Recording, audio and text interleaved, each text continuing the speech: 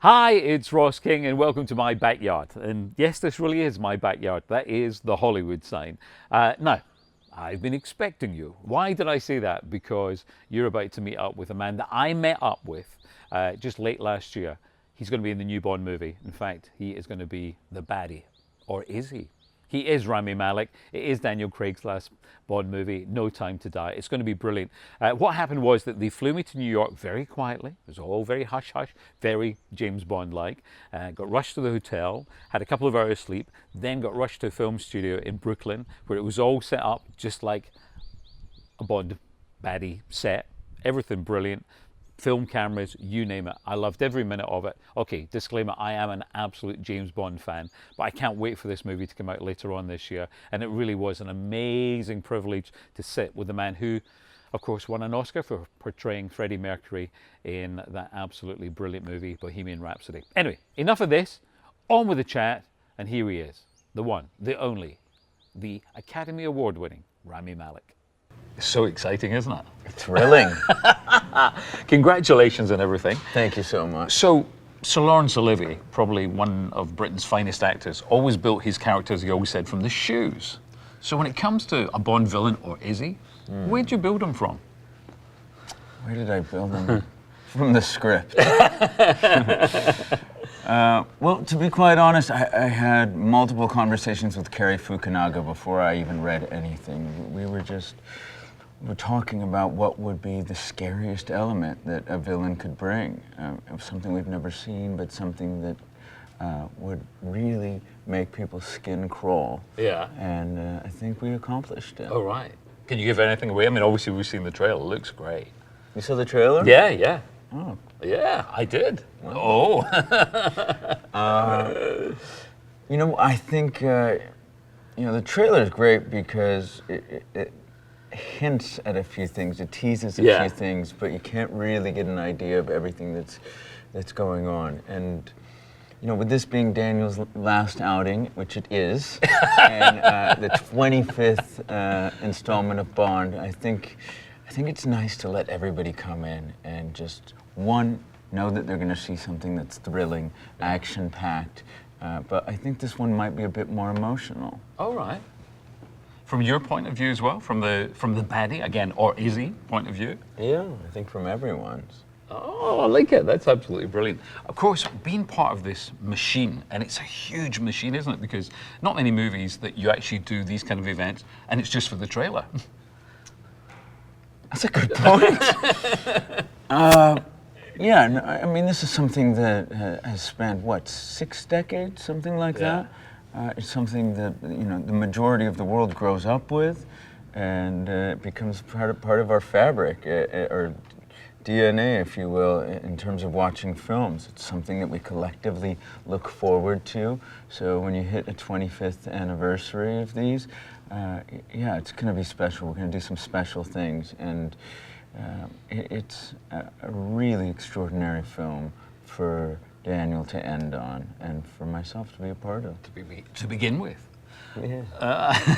I love as well the fact that because it's this huge machine, so everything you say, and of course people talking about when, you said that, the thing when you had the discussion with Daniel, and then he kissed you. So of course suddenly it goes all around the world. Yeah. The Bond kiss. Do you regret talking about that now, or is it you just think it's such fun? No, if those are the things I regret, I'm going to have a hard time with the rest of my life.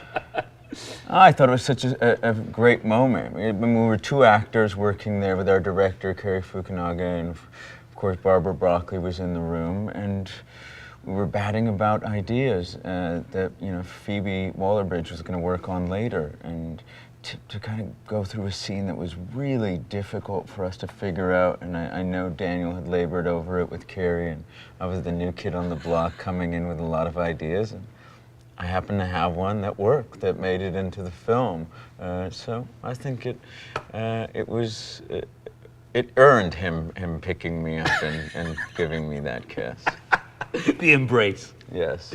And again, what about Phoebe then? What has she brought to it, would you say? Phoebe was just,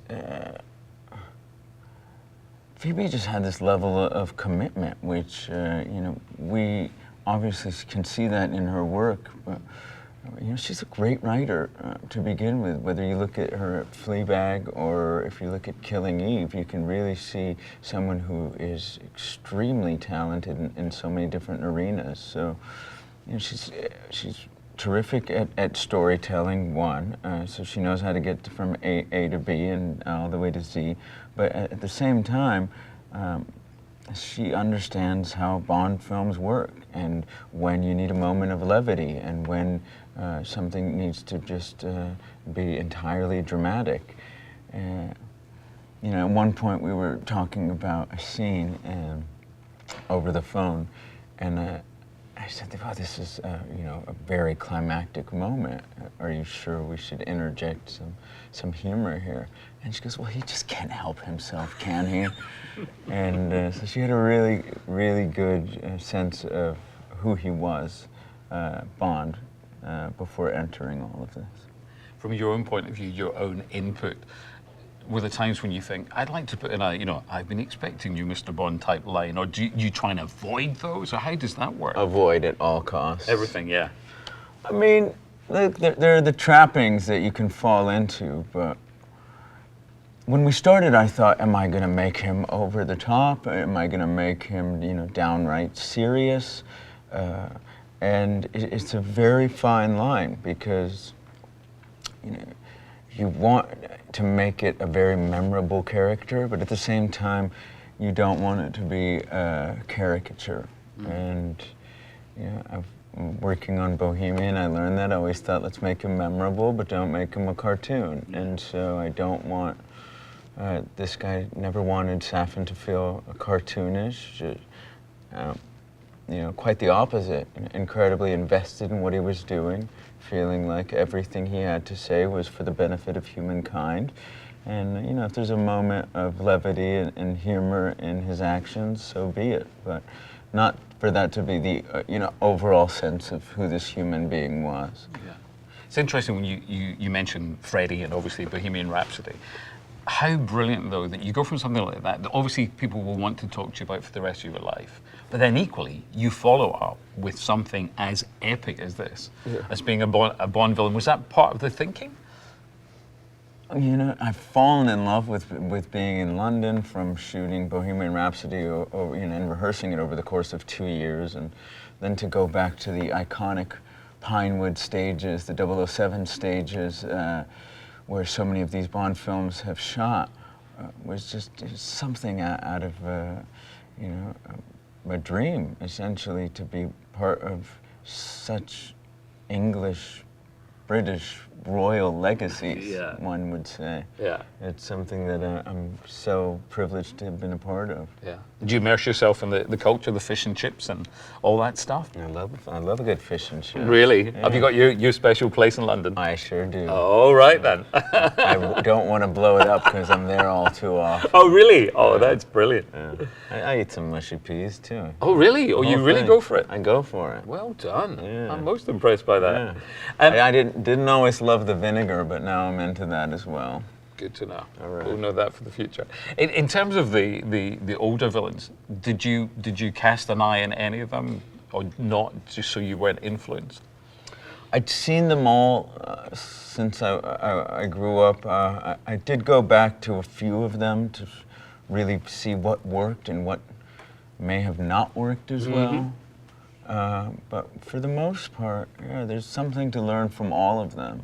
So it's not as if I was, you know, going back to play an exact character. I wasn't playing Dr. No again or anything to that degree. So I didn't feel like I was hurting myself by going back and watching those films. Yeah.